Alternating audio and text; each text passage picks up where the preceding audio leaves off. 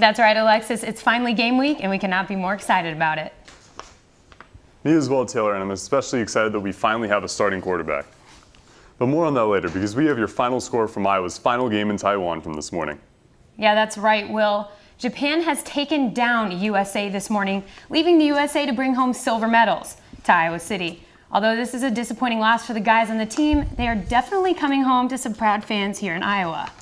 That's right, Taylor. They also had some pretty incredible games in Taiwan. They ended the World's University Games with a record of 5-2. Pitcher Cole McDonald threw a no-hitter, and they were able to show that they can compete with teams from across the world. Hats off to Hawkeye Baseball. They should be very proud of their performance. Now, they do get some time off here, but they will be back for some fall ball soon enough. That's right. Definitely some impressive play by Iowa baseball the last few weeks. And while Iowa football fans finally got their answer on who will be the Hawkeyes starting quarterback this week, let's toss it over to Mary Kate Harrion and Courtney Bauman for more. Thanks, guys. I'm here with our pregame editor, Courtney Bauman. So thanks for being here, Court. But wow, all of this waiting, and finally we get the announcement early yesterday morning that Nate Stanley, the true sophomore, has beat out the redshirt junior Tyler Wiegers and will be Iowa's starting quarterback. So first, Court, let me ask you, did you see this coming or were you shocked? Not shocked at all. Honestly, I have thought that Stanley was going to be the starting quarterback the whole entire season, and they were just kind of bluffing with the two-quarterback situation. Stanley, with his experience last year, he beat out Wiegers last year. He looked a lot better in the spring game, and I think he looked a lot better at the Kids' Day, so I fully expected it to be Stanley. You know, I did too, but I did, you know, Kirk kept talking about how he barely beat out Tyler last year. So I was kind of hoping for a little bit of a more competition there, but I guess everyone kind of saw it coming with Stanley. But next, what do you think is more important to the team this season? Do you think it's arm strength, aka Stanley, or do you think it's intelligence and being assertive and being a leader, aka Wiegers? I think personally it's more being a leader, just because I see Iowa as more of a run-first team this year instead of a pass-first team. They have weapons in Akram Wadley, James Butler.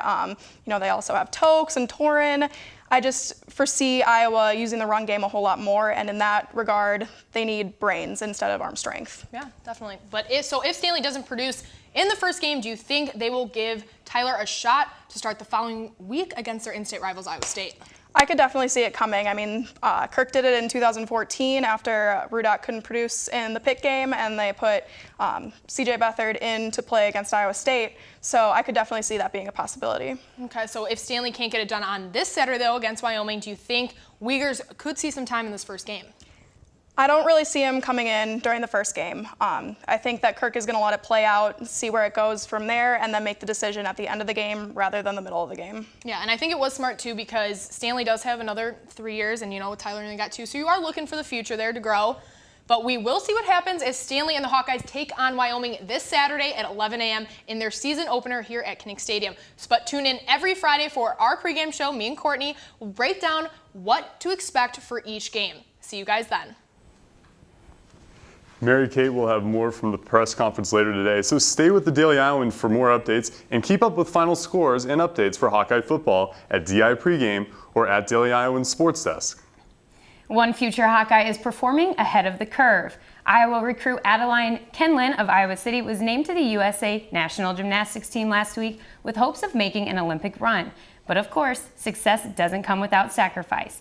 Daily Iowan TV's Bo Bowman reports. Elegance, grace, finesse. All words used to describe Team USA's newest member and future Iowa Hawkeye, Adeline Kenlin. Kenlin made Team USA in the spring and recently renewed her membership with a fourth-place finish at the 2017 P&G Gymnastics Championships, with her eyes set on the 2020 Olympics in Tokyo. It's pretty amazing. It's one of those things that you kind of always strive for and you always hope for, but you never know if it's actually going to happen. Kenlin practices 7 hours per day, and while some of that time is spent helping the younger gymnasts, she did take some time out of her day to help me learn how to do the balance beam. Okay. Like this. Oh, yeah, good. Do you want to try a jump? Yeah. Just Yep. like that. Yeah. Okay. You can try a tuck jump, bringing like your chest a little bit. Oh, wow. That's better than Sierra's. I don't know about that. This year, Kenlin would have been a sophomore at West Branch High School, but because of her strict practice schedule, the gym decided to try something new. They do their training in the morning, and then we have school time for them in the middle of the day. So they train from 8 to 11, then from 11 to 2 they have school time, and they're able to do their online schooling here in the gym, and then we train again from 2 to 4. Not your typical high school experience, but Kenlyn says she's enjoying it so far. It's pretty good. It's a lot different than what I've been doing. So right now I'm in an office with one other person instead of in a classroom with like 25 other people. And while it may be a grueling process, she still finds time to be a teenage girl with no regrets. It's a lot of commitment and dedication for maybe, but it's better than always going back and wondering what if. In Coralville, Bo Bowman, Daily Iowan, TV Sports. Kenlyn will graduate in 2020, just a few months before the Tokyo Olympics, which could cut into her first couple weeks of classes on campus. That's right. And that's all we have for you today in sports. Tune in tomorrow for an update from Iowa football's first press conference of the season. Also, tune in every night for our late night sportscast. Tonight, reporter Bo Bowman and myself will have your top 10 plays from last week, including some from your very own Hawks. Guys, back to you.